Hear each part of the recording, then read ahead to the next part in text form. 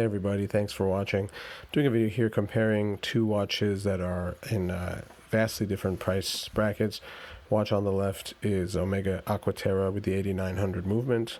Watch on the right is Hamilton Jazzmaster Day Date. These two watches do bear some similarities. The Aqua Terra is 41 millimeters with 20 millimeter width lugs. The Jazzmaster Day Date is a 40 millimeter case with 20 millimeter lugs. So right there, they're quite similar in dimensions. Their dials are somewhat similar in the shape of the indices. They both also have a date at the 6 o'clock position rather than 3 o'clock.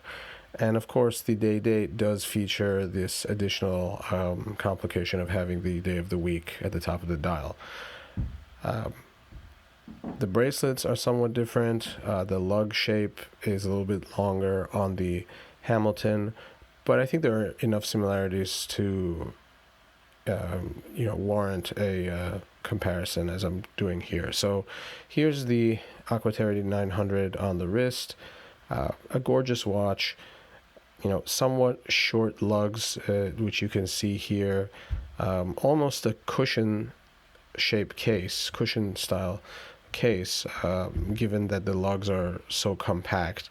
But that also really helps with wearability, especially if you do have a smaller wrist. There's very, very little overhang. Here's the Jazzmaster Day Date. Different shape bracelet. The bracelet on this one also uses just friction pins rather than screws like the Aqua Terra, but nonetheless a pretty good quality bracelet, especially given the fact that this watch is a mere fraction of the price of the Aqua Terra. There you can see the longer lugs do create a longer lug-to-lug length, so it's not as compact wearing as the Aqua Terra. Here is another shot of the Aqua Terra where you can see that the Aqua Terra obviously has a higher level of finishing, really beautiful facets, a really beautiful sapphire crystal with excellent anti-reflective properties. Has a screw-down crown as well, which the Hamilton lacks.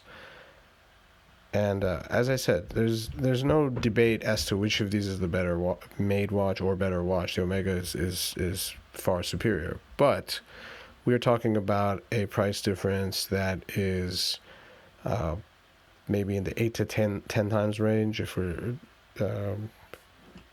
talking something that's pre-owned with the Hamilton.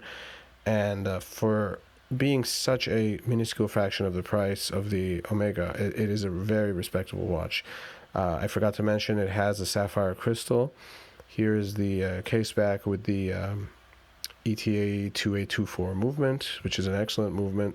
I've had very few problems with those in the watches I own which use that movement. And above all, I think it's a gorgeous design on this Hamilton. I think here you can see them side by side again.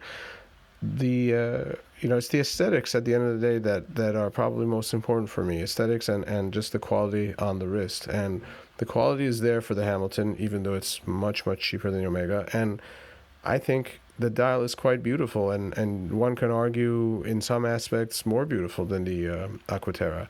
I actually like the design of the links on the bracelet of the Hamilton more than those of the Aqua Terra. Strictly design, speaking of design, the quality of the Aqua Terra bracelet is far higher, but aesthetically I do prefer the bracelet of the Hamilton. I also find the dial to be very harmonious and symmetrical, and one of the best executions of the day of the week complication I've ever seen on a dial, and also uses a black date wheel and day of the week wheel as well. So all in all, a really fantastic watch, which I think is arguably a decent substitute for an Aqua Terra if you're looking for something that shares some of the aesthetic qualities but is a fraction of the price. So tell me what you think. I really never saw these two as that similar until one day I realized they do both share the date at the 6 o'clock position, which is something most of my watches do not have, and for that reason I immediately thought of them as having some similarity. In addition to that, the shape of the indices, as I had said before. So tell me what you think. I'm curious if others find this Hamilton to be a good value, or if you think that it's a waste of time to get a watch like that and you should just go straight for the Omega. So as I said, let me know, and thanks for watching.